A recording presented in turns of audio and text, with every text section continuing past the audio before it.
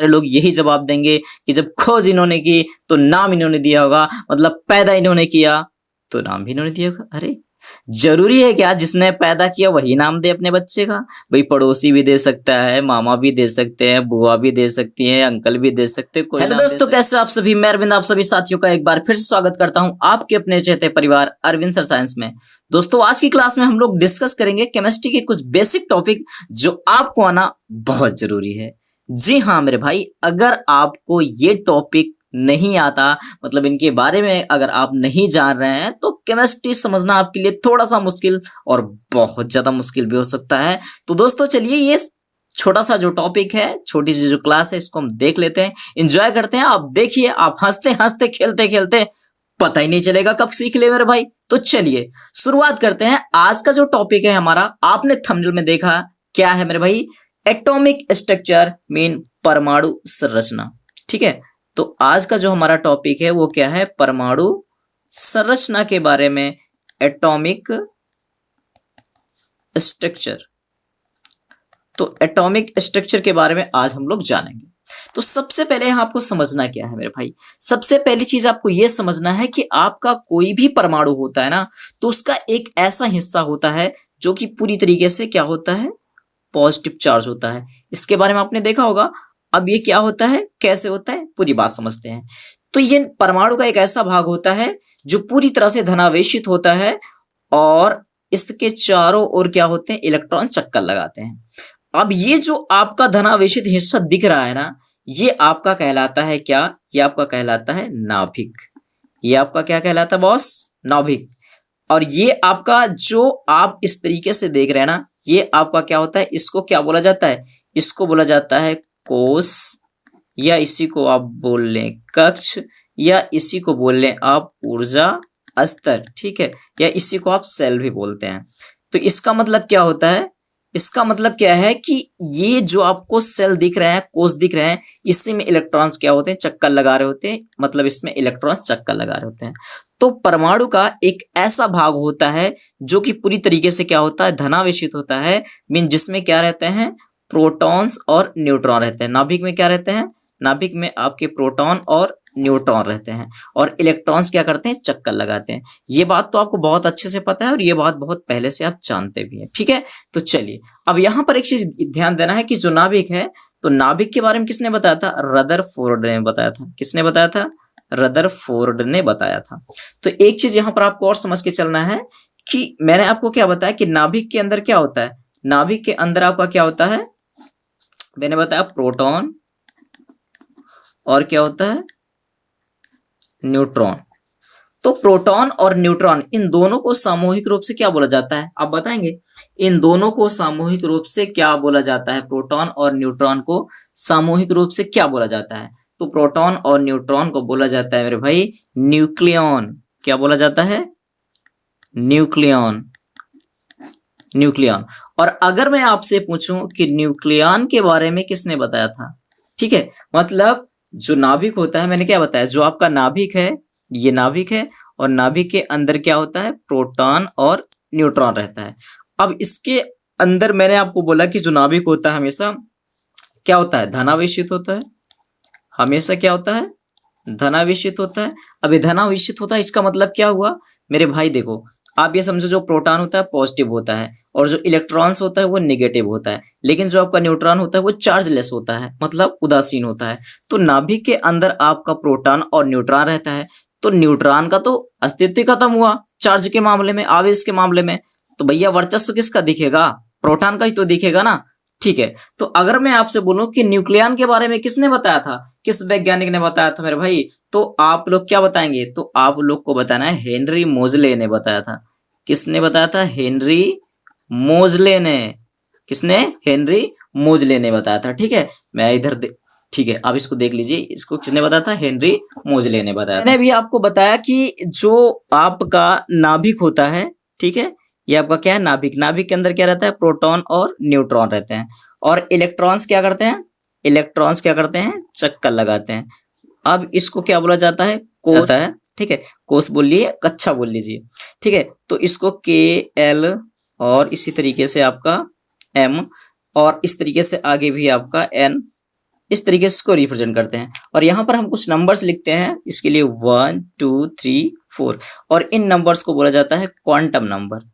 क्या बोला जाता है इनको? क्वांटम नंबर, मतलब क्वांटम संख्या बोला जाता है इसको। क्या बोला जाता है? क्वांटम संख्या बोला जाता है। मीन n बराबर क्वांटम संख्या को स्मॉल n से रिप्रेजेंट करते हैं 1 2 3 4। तो k के लिए 1 के लिए क्या हो जाएगा? k l m n। k के लिए 1, l के लिए 2, m के लिए 3 और n के लिए 4, इस तरीके से। अब देखिए यहाँ पर अगर मैं बात करूं कि जो आपके इलेक्ट्रॉन, प्रोटॉन और न्यूट्रॉन, इनको क्या कहा जाता है? तो इलेक्ट्रॉन प्रोटॉन को परमाणु का मूलभूत कण कहा जाता है। परमाणु का मूलभूत कण, मूलभूत कण, या फिर आप इसी को मौलिक कण भी बोल लीजिए, ठीक है, या फिर आप इसी को मौलिक कण भी बोल सकते हैं। ठीक है बॉस, चलिए अब आगे बढ़ते हैं। यहाँ पर आगे हम चीजों को समझते हुए चलेंगे, लेकिन यहाँ पर आपको एक चीज और ध्यान देना है। वो ध्यान देने में ध्यान देने वाली बात क्या है मेरे भाई? ध्यान देने वाली बात यहाँ पर यह है कि हाइड्रोजन में आपको इन तीनों में से एक चीज नहीं मिलता। अब आप बताएंगे क्या नहीं मिलता? जी हाँ, तो हाइड्रोजन में न्यूट्रॉन नहीं पाया जाता। ठीक है, न्यूट्रॉन नहीं पाया जाता है, न्यूट्रॉन नहीं पाया जाता। मतलब जो आपका हाइड्रोजन होता है, हाइड्रोजन के 3 समस्थानिक होते हैं। ठीक है, हाइड्रोजन के 3 समस्थानिक होते हैं। कौन कौन? एक होता है आपका 1h1, एक होता है आपका 1s2, एक होता है आपका 1s3। इसको बोला जाता है प्रोटियम, इसको बोला जाता है ड्यूटेरियम, इसको बोला जाता है ट्राइटियम। तो इसके जो द्रव्यमान संख्या है, देखिए यहाँ पर इसकी द्रव्यमान संख्या कितनी है? 1, और इसका एटॉमिक नंबर कितना है? 1। तो मतलब परमाणु क्रमांक जितना होता है उतने प्रोटॉन होते हैं। तो अगर हम n बराबर निकालते हैं तो n बराबर फॉर्मूला होता है a-p का। तो n बराबर a कितना है? 1, p कितना है? 1। मतलब जितना परमाणु क्रमांक होता है उतना प्रोटॉन भी होता है, और ये ऊपर आपकी द्रव्यमान संख्या होती है। तो न्यूट्रॉन की संख्या निकालने के लिए द्रव्यमान संख्या में से हम प्रोटॉन की संख्या घटा देते हैं। तो n बराबर 1 - 1 मतलब हो जाएगा आपका 0। तो न्यूट्रॉन हो गया 0। बाकी इन सब में न्यूट्रॉन 1 पाए जाते हैं, क्योंकि 2 में से 1 निकालेंगे तो कितना आ जाएगा? 1 आ जाएगा, और यहाँ 3 में से 1 निकालेंगे कितना आ जाएगा? 2 आ जाएगा। मतलब ट्राइटियम में 2 न्यूट्रॉन होता है और ड्यूटेरियम में 1 न्यूट्रॉन होता है, और जो आपका प्रोटियम होता है उसमें 1 भी न्यूट्रॉन नहीं होता है। ठीक है, ये बात आपको समझ में आ गई होगी। चलिए दोस्तों, अगर बात कर लेते हैं इलेक्ट्रॉन के बारे में, थोड़ा सा कुछ जान लेते हैं भाई। ठीक है, इलेक्ट्रॉन के बारे में कुछ जान लेते हैं।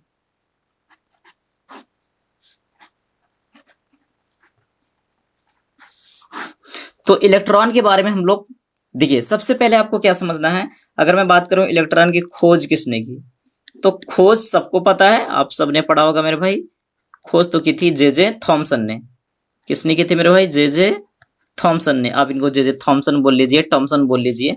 लेकिन अगर मैं आपसे पूछूं कि इलेक्ट्रॉन का नामकरण किसने किया, मतलब नाम किसने दिया, तो मैक्सिमम लोग फंस जाते हैं। यहाँ पर बहुत सारे लोग यही जवाब देंगे कि जब खोज इन्होंने की तो नाम इन्होंने दिया होगा, मतलब पैदा इन्होंने किया तो नाम भी इन्होंने दिया होगा। अरे जरूरी है क्या जिसने पैदा किया वही नाम दे अपने बच्चे का? भाई पड़ोसी भी दे सकता है, मामा भी दे सकते हैं, बुआ भी दे सकती है, अंकल भी दे सकते हैं, कोई नाम दे सकता है। जरूरी कि जिसने बच्चा पैदा किया वही नाम दे? नहीं ना। तो नाम दिया किसने? तो नाम दिया था स्टोनी ने। नाम किसने दिया था? स्टोनी ने। इस बात को आपको ध्यान में रखना है कि इलेक्ट्रॉन का जो नामकरण किया था किसने किया था? स्टोनी ने। ठीक है, अब अगर मैं बात करता हूं, ये छोटी छोटी बातें आपको ध्यान रखना है। इलेक्ट्रॉन पर जो आवेश होता है वो कितना होता है? 1.6 × 10⁻⁻19 कूलम होता है, लेकिन ये नेगेटिव होता है। इसका जो नेचर होता है वो नेगेटिव होता है। अगर मैं बात करता हूं इलेक्ट्रॉन पर आवेश की खोज किसने की, हाँ ये भी बात आपको समझना है कि इलेक्ट्रॉन पर आवेश के बारे में किसने बताया था। ठीक है, इलेक्ट्रॉन पर आवेश की खोज, तो इलेक्ट्रॉन पर आवेश की खोज किसने की थी बताइए। देखिए अब आप यहाँ पर क्या अगर आपसे पूछा जाए कि इलेक्ट्रॉन की खोज किसने की, तो आपको बताना है जे थॉमसन ने। नाम किसने दिया? स्टोनी ने। आवेश कितना होता है? 1.6 × 10⁻⁻19 कूलम, वो भी माइनस में। लेकिन इलेक्ट्रॉन पर आवेश की खोज, देखिए तीनों चीजें अलग अलग है, आपको ध्यान देना है। तो किसने किया था मेरे भाई? मिलिकन ने किया था। किसने किया था? कौन से वैज्ञानिक ने? मिलिकन ने किया था। ठीक है, किसने किया था? मिलिकन ने। और इनका एक प्रयोग था तेल बूंद प्रयोग। ठीक है, ठीक है, वो टॉपिक पढ़ा देंगे। ठीक है, टाइम आएगा कभी, तो कभी क्या आ जाएगा कभी। ठीक है, पढ़ा दिया जाएगा आपको। तेल बूंद प्रयोग इन्होंने किया था। ठीक है, तो इनका जो तेल बूंद प्रयोग था, ठीक है, तेल बूंद प्रयोग था, तो तेल बूंद प्रयोग के माध्यम से इन्होंने क्या किया था, इस चीज को समझाया था। ठीक है, बहुत बढ़िया। अब आगे मैं बात करता हूँ इलेक्ट्रॉन का जो मास होता है, ठीक है, इलेक्ट्रॉन का जो द्रव्यमान होता है वो कितना होता है। तो बॉस इलेक्ट्रॉन का जो द्रव्यमान होता है वो होता है 9.1 इंटू 10⁻31, ठीक है, -31 kg होता है। और उसके बाद अगर मैं बात करता हूं इलेक्ट्रॉन का जो E/m का मान होता है, इलेक्ट्रॉन का जो E/m का मान, ठीक है, कोई नहीं दिख रहा आपको, चलिए बिल्कुल अब दिखेगा मेरे भाई। तो E/m का मान जो होता है वो कितना होता है, 1.76 इंटू 10⁻11, ठीक है, kilogram KG inverse, sorry coulomb KG inverse इसको बोल सकते हैं। मतलब E/m का मतलब क्या होता है, E/ आवेश और द्रव्यमान का जो अनुपात होता है वो कितना होता है, आवेश और द्रव्यमान का जो अनुपात होता है वो कितना होता है इलेक्ट्रॉन के लिए, तो कितना होता है 1.76 इंटू 10⁻11 कूलम प्रति केजी होता है। ठीक है, चलिए तो सेम इसी तरीके से दोस्तों हम आगे देख लेते हैं, आगे देखते हैं प्रोटॉन के बारे में। ठीक है, किसके बारे में, प्रोटॉन के बारे में। चलिए प्रोटॉन के बारे में देख लेते हैं। तो भाई सबसे पहली चीज आपको क्या समझना है प्रोटॉन के लिए, तो प्रोटॉन की अगर खोज के बारे में हम बात करें तो खोज किसने की थी प्रोटॉन की, तो प्रोटॉन की जो खोज की थी वो किसने की थी मेरे भाई बताइए। प्रोटॉन की जो खोज की थी वो किसने की थी, गोल्डस्टीन ने। ठीक है, गोल्ड स्टीन ने। देखो बहुत सारे लोग आप जब पढ़ते हो बहुत सारे लोग आपको ट्रिक बताते हैं, ईटा पर नाचे, इलेक्ट्रॉन की खोज थॉमसन ने की, प्रोटॉन की खोज रदरफोर्ड ने की। मेरे भाई रदरफोर्ड ने नहीं, सही होता है गोल्डस्टीन ने की थी प्रोटॉन की खोज। ठीक है, ध्यान दीजिएगा। और जो आपका होता है आवेश, आवेश कितना होता है इस पे, आवेश कितना होता है इलेक्ट्रॉन पे जितना होता है सेम परिमाण के हिसाब से उस पे भी इतना होता है, मतलब 1.6 इंटू 10⁻19 कूलम इसमें भी होता है, बट शर्ते क्या होता है, ये पॉजिटिव नेचर का होता है बस। और अगर इसके मास की बात करते हैं, अगर इसके द्रव्यमान की बात कर ले मेरे भाई, तो इसका द्रव्यमान कितना होता है, तो इसका जो द्रव्यमान होता है 1.6724 इंटू 10⁻27 किलोग्राम होता है। ये किसका किसका किसका किसका द्रव्यमान होता है मेरे भाई, प्रोटॉन का। अगर मैं बात करूं जो प्रोटॉन का द्रव्यमान होता है इलेक्ट्रॉन के द्रव्यमान से कितने गुना भारी होता है, तो आपको यहां पर ध्यान देना है कि जो प्रोटॉन का द्रव्यमान है, प्रोटॉन का द्रव्यमान, ठीक है, प्रोटॉन का जो द्रव्यमान है इलेक्ट्रॉन के द्रव्यमान से, इलेक्ट्रॉन के द्रव्यमान से, ठीक है, द्रव्यमान से राइटिंग आप मैनेज कर लेना मेरे भाई, द्रव्यमान से कितना 1837, ठीक है, 1837 गुना, 1837 गुना, मतलब इसको हम लगभग में अगर हम माने, ठीक है, अगर लगभग में इसको माने तो 1840 गुना भारी होता है कौन, प्रोटॉन। ठीक है, मतलब अगर आपसे पूछा जाए कि किसका जो द्रव्यमान होता है ज्यादा होता है, वो किसका होता है, प्रोटॉन का, क्योंकि जो प्रोटॉन का द्रव्यमान होता है इलेक्ट्रॉन के द्रव्यमान का कितना, लगभग 1840, ठीक है, 1840 गुना ज्यादा होता है। ठीक है बॉस, चलो आगे बढ़ते हैं। तो भाई न्यूट्रॉन की अगर खोज के बारे में बात करें तो न्यूट्रॉन की जो खोज की थी वो किसने की थी, आप सबको पता है जेम्स चैडविक ने की थी। किसने की थी, जेम्स चैडविक ने की थी। और उसके बाद अगर हम बात करें कैसे की थी, तो इन्होंने बेरिलियम पर अल्फा कणों की बौछार द्वारा, ठीक है, किस पर, बेरिलियम पर, ठीक है, बेरिलियम पर अल्फा कणों की बौछार द्वारा, ठीक है, अल्फा कणों की बौछार द्वारा जो है इसको इन्होंने प्राप्त किया था। और अगर हम बात करते हैं आवेश कितना होता है इस पे, तो अगर आपने मेरी बातों को ध्यान से सुना हो तो तभी मैंने बताया था कि आवेश जो होता है इस पर नहीं होता है, मतलब ये उदासीन होता है। तो कुल मिला के इसको हम बोल सकते हैं ये जी न्यूट्रल होता है, मतलब ये होता है उदासीन।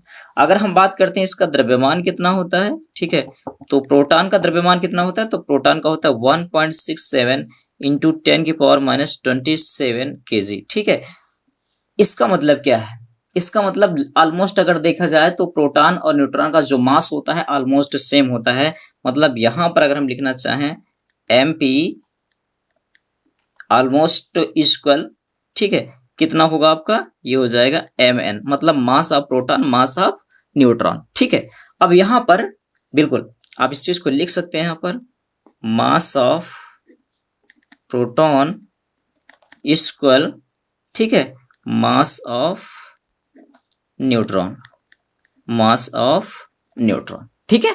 चलिए अब आगे देखते हैं दोस्तों, आगे बढ़ते हैं। अब यहां पर हम देखेंगे, ठीक है, अब यहां पर देखेंगे पॉजिट्रॉन के बारे में। किसके बारे में? पॉजिट्रॉन के बारे में, ठीक है, पॉजिट्रॉन। तो अगर हम बात करते हैं पॉजिट्रॉन के बारे में, ठीक है, इसको सिंबलाइज कैसे करते हैं? इसको सिंबलाइड ई पॉजिटिव से करते हैं। अब इसकी खोज अगर बात करें, इसकी खोज किसने की थी? ठीक है, तो पॉजिट्रॉन की खोज किसने की थी? किसने की थी? CD एंडरसन ने, ठीक है, किसने किया था? CD एंडरसन ने, ठीक है।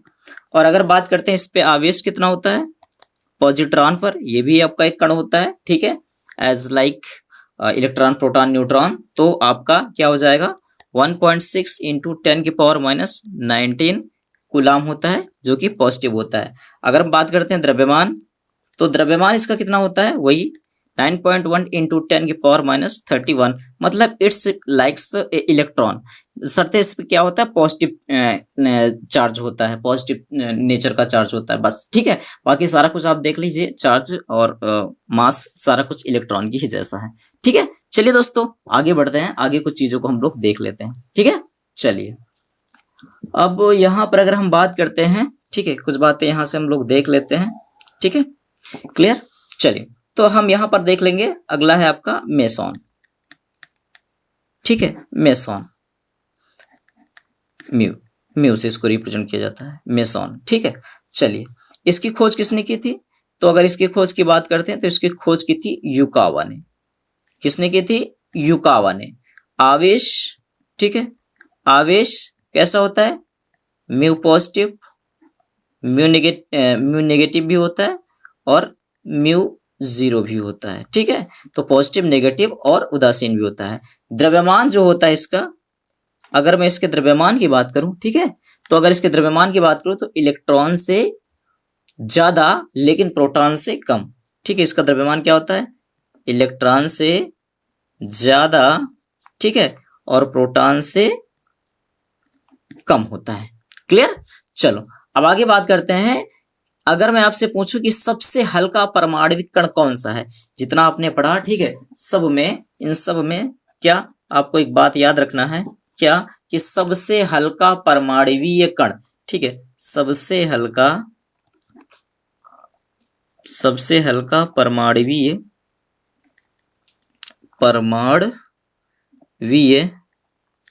सबसे हल्का परमाणवीय कण, तो सबसे हल्का परमाणवीय कण कौन होता है? इलेक्ट्रॉन होता है। कौन होता है भाई? इलेक्ट्रॉन होता है। ये बात आपको पता होना चाहिए, क्लियर। चलिए अब यहां पर हम देखते हैं कि इलेक्ट्रॉन, प्रोटॉन तथा न्यूट्रॉन, ठीक है, अगर हम बात करते हैं यहां पर, ठीक है, इलेक्ट्रॉन पर आवेश और प्रोटॉन पर आवेश, जो कि मैंने आपको बता दिया, सेम होता है। लेकिन अगर मैं इलेक्ट्रॉन के आवेश की मैं बात करता हूं, ठीक है, इलेक्ट्रॉन पर आवेश, तो अगर मैं बात करूं इलेक्ट्रॉन पे जो आवेश होता है वो आप देखेंगे कूलाम में देखेंगे तो हो जाएगा, ये क्या होता है? -1.6 इंटू 10⁻19 कूलाम होता है, क्लियर। और अगर यहाँ पर हम बात करते हैं आगे, तो यहाँ पर ये हो जाएगा ESU में, ESU में क्या होता है? -4.8 इंटू 10⁻10, ठीक है, -10 ESU होता है, ठीक है, ESU होता है, क्लियर। चलिए फिर मस्त से पढ़ाई करते रहिए, मिलते हैं अगली वीडियो में, तब तक के लिए bye bye, take care, thank you, love you all.